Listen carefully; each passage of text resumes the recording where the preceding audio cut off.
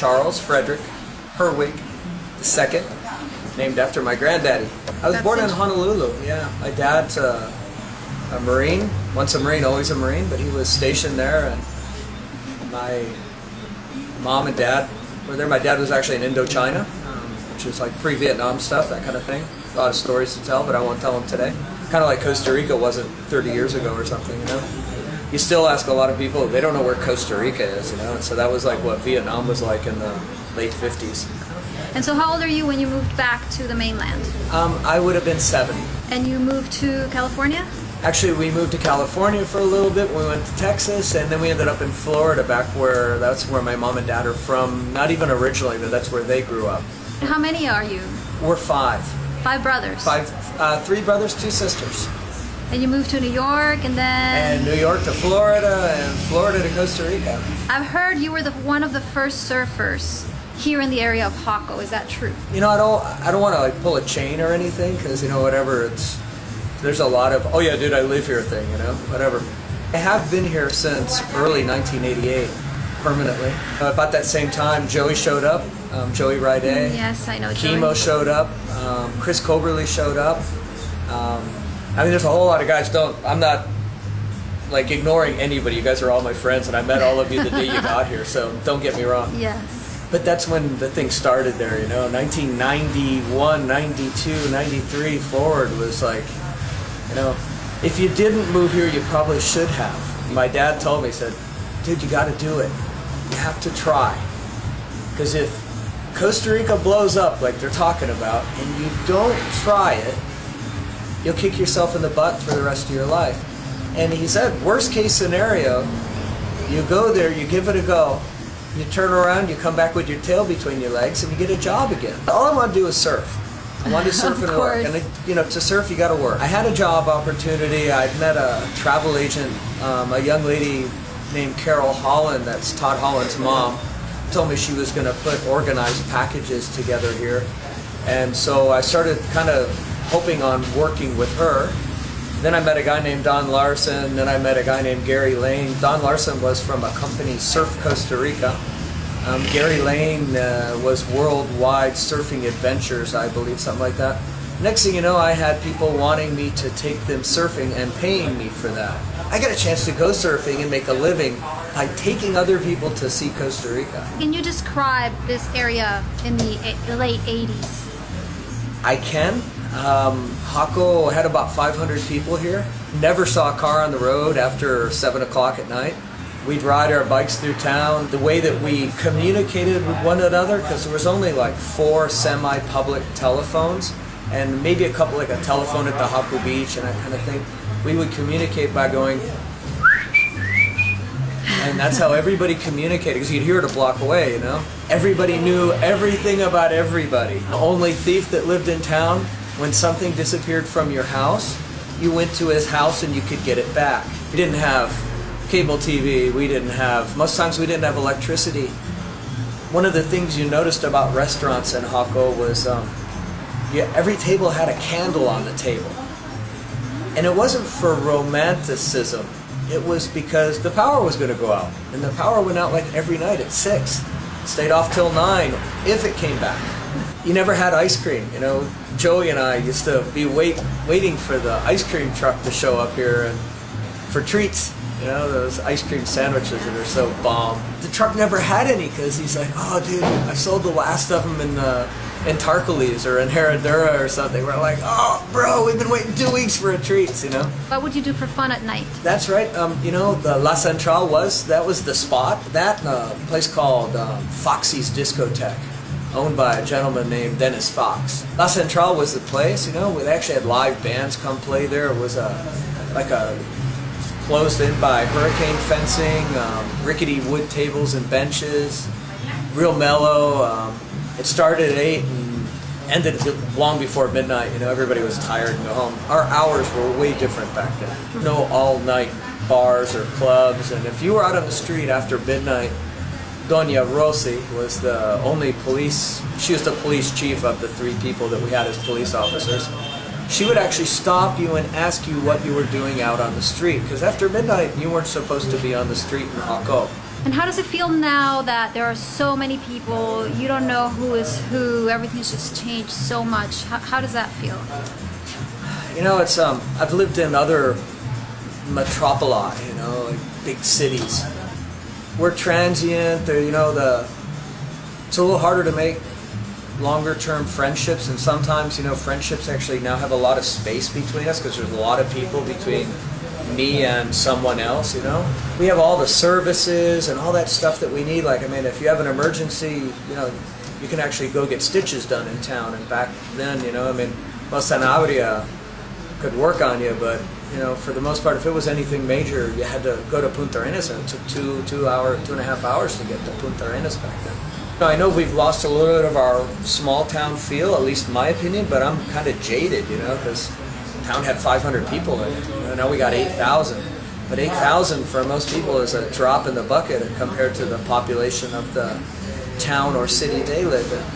Jaco's still real, you know, the word in Spanish is cogedor, you know, it likes to draw in, you know, and we still do that. I mean, I met people yesterday, they were falling in love with Jaco, you know, they were like, wow, we've never been anywhere like this. I don't know what the town has. Well, do you think that's why they call it a hole? Because a lot of people in a negative way will be like, oh, Jaco's a hole. You get in there, you can't get out. Maybe because it's a hole that sucks you in and you can't get out. I mean, I'm still here, you know, and it hasn't been easy. I mean, I've been through a couple of major up and downs in my life, but maybe it is. Maybe it's a hole. But I mean, if you look at Jaco, like organization, infrastructure, cleanliness, safety, I mean, we're blowing most places away. We've got, you know, the worst they talked about us in the 2010 period, the worse they talked about us, the more we were able to gather, you know, like that's why we have 4 police departments, fire department, recycling center, the investigative bureau. We have our public clinic, which is actually pretty good. They say we're one of the most efficient ones. I can't believe it, because if we're one of the most efficient ones, I can only imagine how bad the other clinics in Costa Rica must be. But we have private clinics, and we have dentists, and we have 4 supermarkets and hardware stores. Are probably too many, way too many surf shops, but whatever. Hi guys, yeah, we're all here. But we seem to be in the news a lot for like bad things, murder, prostitution. I've heard like Channel 7 and 6, they have investments in Guanacaste, and they like to talk bad about Jaco. Do you think they do that on purpose? I think they did. I mean, I really do think they did, but that's because, you know, a Costa Rican way of doing things sometimes is to talk bad about your competition. Hopefully you're going to make your place better or more visited that way. That doesn't always work. You know, most times pointing a finger at someone means that you have 3 more fingers pointing back at you. Jaco did have a rough period. I mean, when we were building all the multi-story buildings and we had inexpensive labor coming from other places, and because it's the most visited beach town, I think, in Costa Rica right now, inevitably for those 1,000 good people that come into town every day, you got 10 bad ones, you know? But if you get right down to it, Jaco may have 1 killing a year, maybe. I don't even know if that's the average. You don't run into people every day got their car broke into. You don't hear about, oh yeah, I just got my house cleaned out. I got my house cleaned out. There was a period where you would meet people that had happened. Jaco's pretty safe. I mean, you know, Chaz, you can walk from here to Mas por Menos at 1 o'clock in the morning and nobody's gonna do nothing, you know? I mean, they might whistle at you. That wouldn't surprise me a bit. Kind of a Costa Rican thing to do. You kind of make nice or sly comments to pretty women as they walk by. But you don't have to worry about it too much, you know? I mean, town's pretty safe. I mean, yeah, I'll tell you, you get mixed up with the wrong people, or you get mixed up with the wrong side of the world, you're inviting yourself to have problems. I myself, I don't do drugs. I don't smoke dope. I mean, I can't even imagine myself doing cocaine. I got too much energy anyways, you know? But I don't get involved in that, and you pretty much don't ever see me on the street after midnight, you know? So I'm not, like, touching that kind of dark side. And it does have a dark side, but there's a lot of people who love that dark side. Matter of fact, I think a majority, probably number-wise, of our young people, 30 and below, they live for that 2-3 days a week, you know. I don't think it's a real good thing either, you know, because it doesn't project future for them. But you know, but we got clubs that stay open all night, but the people are demanding it, you know. I mean, we couldn't make them close because everybody would say, "Oh, you ruined the tourism thing." Inevitably, it brings dollars. It brings money to pay taxes with to condominiums and things. I mean, the Cocal is booming, you know. Actually, they just adjusted the rules at Crocs. They're still taking care of their clients to make sure that nothing bad happens there. They've opened it up where men register their companions. Of course, the companions don't have access to the elevators. They can ride in the elevator, but they can't use them because you have to have a finger or a handprint. So that way, the women that are accompanying these single men can't do bad things. You have to work with what's going on and try to make it as good as possible. As good as possible. Yes. You know, Marvin and his administration, and he didn't do it alone, because no one does any of this alone. But he actually was able to move the vice into specific areas in town and have it less in your face kind of thing. It used to be in the middle of town in 2010. In the middle of town, I had a guy one day, you know, I'm walking down the sidewalk doing my normal thing, and this guy goes like, "Hey, bro, what's up, man? I got the good stuff for you. I got the good stuff." And I was like, "Bro," I said, "Thanks anyways, man." He goes, "Come on, man." I said, "Nah, dude." I said, "Everything I got it right here. You know, I don't thank you anyways." And the guy actually got angry at me because I wouldn't stop to listen to hear what he had to offer. And he frightened me a little bit. I just walked faster, and so he left me alone. If I probably would have turned around and made a comment or something, then we would have had a scene, and I didn't want that. But that's kind of gone, kind of. It's still there, you know, there's pockets now. Once again, Marvin, and this is not a political statement, don't get me wrong. Marvin had this wonderful idea a long time ago about actually creating outside of town, not a red zone, but a pink zone, you know?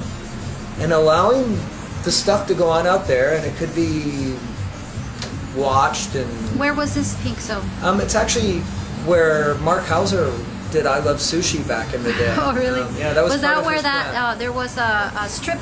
There was a strip club there, and it was going to be between those Hollywood. two. Actually, Hollywood was the name of it. Yeah, and then it became Pilufos or something like that. That was, you know, that was part of the reason why Mark invested and convinced other people to invest out there, because it was going to be the pink zone, and that would allow Jaco to have its golden mile, which is the commercial strip here. Family, walk on the sidewalks.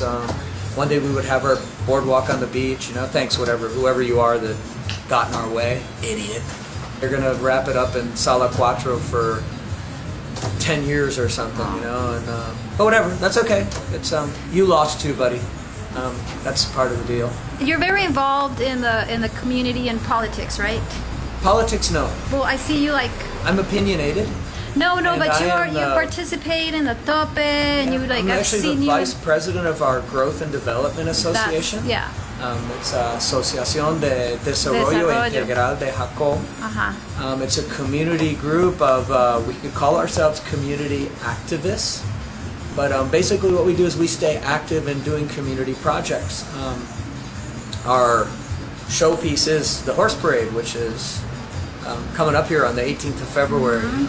Probably the best one ever. I hear you every year up there in the microphone. Yeah, I'm having fun. doing Gringo stuff. speaking Spanish. Yeah, riding my horses, doing my Yes. thing. I mean, that's kind of the reason why I fell in love with the Mundo Hípico, the equine world here, is because I'm kind of slid back into Costa Rica again, you know, like old Costa Rica. It's part of what I like about it. But yeah, we're working on our kids' parks to make them better right now. We did the Festival of Arts this year. The municipality asked us to fiscalize that event, and it actually, this year it didn't lose money anyway. It didn't make money, but it didn't lose money. That's a good thing. We're trying to bond other groups together and work with other groups as well, like Chico Gonzalez with his program Jaco en Amora. It's a really nice project. It's pro-tourism here in Jaco. In pro, a little different level of tourism, you know. We're kind of trying to get more family, bring that that maybe middle upper crust Costa Rican back into our world here, you know, and along with everybody else. And we're going to do music and gastronomia. You know, you're going to get a chance to walk through town and try different restaurants' food, and you're going to walk through town and hear local musical groups making noise, you know, and enjoyable. I already see that coming. I walk down the street at night and I see people like playing. It's like becoming more artsy, I think. It's becoming more artsy. We have to. Yes. You know, we got competition out there. And so what is our competition? Our competition it's everywhere that has stuff going on that's a draw. But right now it's Ecuador, Uruguay, Paraguay, Panama, Colombia has got a big push going on right now. Caribbean islands like Aruba, Viña del Mar in Chile. Nicaragua's a competitor, at least publicity-wise. I mean, if anything, Daniel Ortega be what he be, he's putting a lot of money into promoting tourism in Nicaragua. A lot of people find that they're not so happy when they get to Nicaragua. They say, you know, it's for the little bit of money I saved or a little bit of venture I had, I sure did go through turmoil. And they said, you know, the Nicaraguan people aren't happy. And they said, we're back to Costa Rica because the Ticos are happy. We're supposedly some of the happiest people on the planet. I'm speaking like a Costa Rican. I'm pretty happy. I mean, I don't know, maybe you don't notice, but no, you're happy. We're pretty happy, you know. I mean, it's a great place to live. Yes, it is. It's not perfect. And it's not the same as the place that you came from when you move here. I had that bendición, the blessing of having an opportunity to learn how to be Costa Rican little bit by little bit. And I could make those mistakes. I mean, there were a couple times I lost everything I had. I just didn't have much. So it was really easy to recover from, you know. You know, you lose it. Business and love and everything every once in a while, I know, but as long as you got that kind of base and friendship and good people around you, I mean, I've got a group of people work here in my business with me that they're not my employees, they're actually my family now, you know, and this has been with me, it'll be soon, probably, I don't know, 20 years. It's a long time. And Karen and Nacho and Liz, I mean, Karen's been with me for 10 years, working here in the shop, and you know, we keep everything, we're all good, you know. Nacho, great kid, young man now, you know, instead of kid anymore. He's freaking 30-something years old. So when did you start your surf shop? One form or another, in 1988, I guess. I mean, kind of. Wow. I had a little thing in Oscar Pucho's, it was restaurant El Icaco, which was El Icaco then, it's still El Icaco. Oscar had rented the building, and he was the guy that kind of told me that I ought to come down here and try to give it a go, you know. And so I worked with Oscar in the restaurant. I took care of English-speaking tables and things like that, and made a little cash at that. And he gave me a place to live behind the restaurant, in the Palomar we called it. And so I brought surf product down. You know, back then you could drag a 200-pound board bag, and nobody knew how much a surfboard was supposed to weigh. So I came loaded down with split and gotcha and leashes and surf wax and a couple of surfboards, and we started a little mini surf shop in the restaurant. You know, there wasn't anything here. There wasn't anything here. This town was tiny, but you know, Oscar and I went about our proper ways, and we're still really good friends as well yet.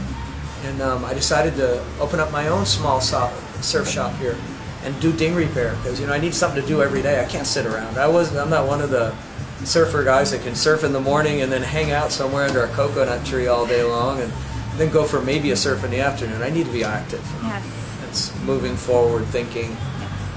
This is a picture of myself and a young man named Carlos Solano. Super nice guy. He was a Boy Scout. Speaks English. Helped me learn most of my Spanish, probably, actually. And that was me. I was 27 or 28 years old there. You're obviously the blonde guy, The right? blonde guy, yeah, exactly. That's the beginning. That was behind restaurant El Icaco. Nice. Carlos had a air conditioning repair shop there. And he and his wife kind of pulled me in like a brother. That's nice. And we still hang out together. And then Then we graduated a little bit. This was when I actually had something more substantial, if you want to call it that. That's main road property in that day. Right here on the main drag at Jaco. I did surfboard repairs, shaped Diego Naranjo his first brand new board made for him. Did that there. Got busted by immigration there and made friends with immigration, and they helped me get started on the path to righteousness. So with all of this, where do you see Jaco in 10 years? 10, 20 years, what do you picture? Jaco is inevitably going to grow touristically. I think there's enough intelligence in the community itself, enough forward thinking, that we're not ever going to let Jaco become a dying tourist town, okay? The direction it's going to go, I can't say, because there is always those powers that be. But if you help us, okay, you as business owners, you as visitors, help us make Jaco a better place. Jaco's going to be a better place. Don't come here and look for 17-year-old girls. You know? Don't come here and say, "Wow, I'm hoping Crippy Bud is really cheap here." Hopefully it gets really expensive so you can't buy it. Also, it's pretty risky too. You can get caught. You can go to jail. Don't come here and complain about everything. Come here and enjoy it. If you want, come talk to me. That's half of what I do during my day anyways, is talking to people that come to visit my store. And I like it. I enjoy it. I'll help you kind of have a good time and see new things and enjoy yourselves. And it doesn't always have to be with vices and things like that. I mean, we could also sit down and have a shot of whiskey together if you'd like. I'm all into that, you know. Come visit us. You know, Jaco's a beautiful place. You can fall in love with it here. The people of Jaco were a mix. I mean, we are the proverbial salad bowl here of nationalities and cultures. We've got an Israeli enclave, I guess the word enclave, that's correct. Italians, we got Russians, we got the gringo surfer dude guys, you know. We've got North Americans, family-wise. We've got Canadians, we've got French, we've got Argentinians. We actually got a lot of pretty good Argentinian group here, pretty large. Got people from all over the world, and we all need to be involved in our community. I will say that at any moment, I'm more than happy to entertain the idea of you joining our Growth and Development Association. You do have to be a resident of Costa Rica, but you should be working on your residency anyways. But if you're not a resident, you can still be involved. You can be active with us, involve yourselves with our projects, and that will help us be a better, more, I don't know, maybe better cemented town, a stronger population, a better place to live. And I mean, you know, that's what we're all looking for, right? So That's right. I don't know. You know, this whole thing just now is kind of my version of pura vida, because pura vida is a very stomped-on term now. It's used as an excuse and everything, but you know, the Costa Ricans really believe in this pura vida thing, and it is pure life, and it's also pure life is not always perfect, but it's really good. So come visit us. Let Jaco enamorarte. Okay? Let Jaco make you fall in love with it. Let us, as its people, do the same thing. And I'll see ya. Pura vida. Pura vida. Thank you, Chuck. You're or welcome. Charles. Cool. That's nice story. Thank you so much for telling